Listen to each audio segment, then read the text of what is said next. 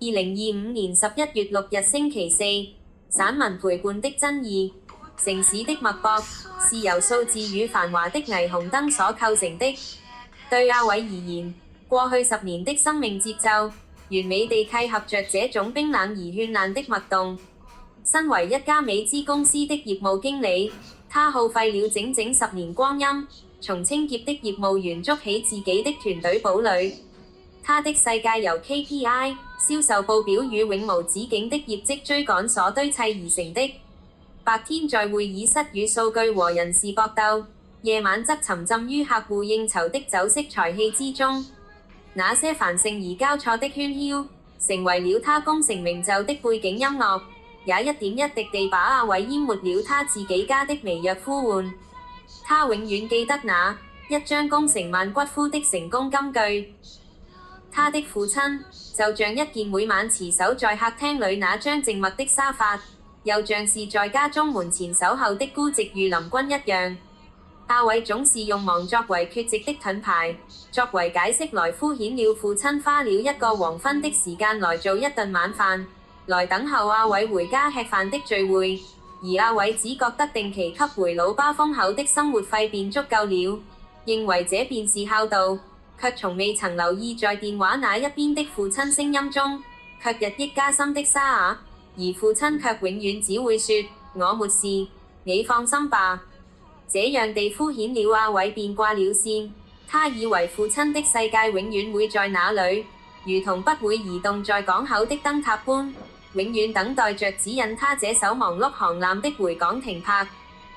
直到那天下午，醫院突然的一個來電，像一把冰冷的匕首般劃破了那繁華的假象。父親暈倒在家中，幸好及時被鄰居發現，才被緊急送進醫院去。對作為在事業上有所成就的兒子阿偉來說，這是多麼的諷刺。當阿偉衝進充滿消毒藥水氣味的病房裡，他看見父親身上連接着管線，那張曾經堅毅的臉龐在白色被單映襯下顯得更為蒼白瘦削。醫生診斷了，父親不僅有長年的老人病，心臟血管更堵塞得岌岌可危，必須盡快進行心臟搭橋手術來續命。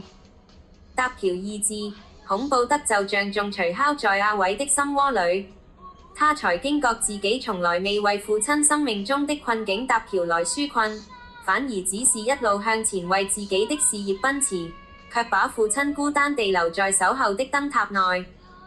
從那天起，阿偉強迫自己將夜晚應酬客戶的時間抽了出來，推掉應酬出現在病床前。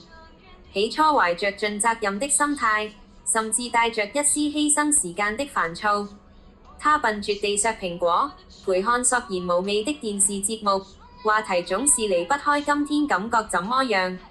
這類淺層的關心，轉折發生在某個寂靜的深夜。父親入睡後，阿偉在床頭櫃翻找毛巾時，意外地摸到一本皮革軟舊的聖經。他從不知道父親隨身帶着這本聖經，隨手翻開，泛黃紙頁上有一節被父親原子筆輕輕劃線。原來我們不是顧念所見的，乃是顧念所不見的，因為所見的是暫時的，所不見的才是永遠的。哥林多後書4章18節，那句所見的是暫時的如電流般觸動了他整個人。10年來他顧念的是什麼？是可見的業績數字、職位銜頭、同事的掌聲、銀行存款數字的多寡。這些確實如雲煙，但卻總是令人愛不釋手。而那不可見的，父親的愛、時間的重量、靈魂的平安，他雙手是握不着的，因此便索性視而不見。但這些才是父親手中那本聖經中所說的永遠的事物。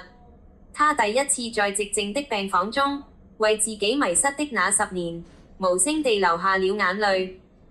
自此，這段被迫慢下來的時光徹底地改變了阿偉。他開始向父親傾訴工作中的壓力、團隊管理的難處、對未來的迷茫。而令他驚訝的是，父親眼中閃爍着沉靜而睿智的光芒。父親沒有給阿偉任何一個標準的答案，卻用他那70年人生閱歷為他勾畫出一幅更遼闊的地圖。帶團隊，就像以前我們在村裏種田插秧一樣。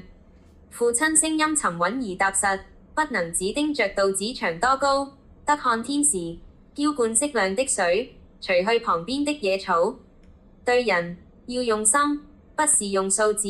人心暖了有了愛，苗兒就會奔往那一處長了。這些質樸智慧就像甘霖，滋潤阿偉因長期追逐業績而乾涸的心田。與他以往那一個金句一將功成萬骨枯成了強烈的對比。他猛然醒悟，這一段原以為是自己在付出陪伴的父親，從來根本上就是誤判。他那裡僅僅在陪伴父親，分明就是父親正在用他生命中最後的燭火餘光來陪伴指引即將在人生迷途跌倒的兒子。這位躺在病床上的老人家，才是他生命中最細緻、最有啟發性和最包容的聆聽者與導師。手術前的那個晚上，父親輕輕地握着阿偉的手說：偉兒，別怕，不用擔心。神所賜出人意外的平安，必在基督耶穌裡保守你們的心懷意念。腓立比書4章7節，我心裡有這平安，你也要有。阿偉看着父親眼中毫無虛假的平靜，突然明白，這就是他一直苦苦追尋卻不可得的業績，生命的安然。父親被推入手術室後，阿偉獨自在醫院的禱告室裡跪了下來。10年來，他第一次不是向客戶，不是向業績低頭，而是向那不可見的永恆之主禱告。他不再求業績成就，只求父親能平安度過生死關頭，也求自己能擁有父親那樣從上帝賜下來的智慧與平靜。他不斷的禱告，眼淚便不斷地直流在兩邊面頰裡去。他頓時終於懂得了陪伴的真正意義。他從來不是單向的施予或犧牲，而是一場溫暖的雙向奔赴，更是一面鏡子，映照出人與人、人與信仰之間最純粹的連結。在陪伴中，阿偉照見彼此的生命，也尋回失落的自己和那份出人意外的平安。對阿偉而言，父親的病房不再充滿病痛，而是他那10年漂泊後重新尋獲的人生與信仰的座標。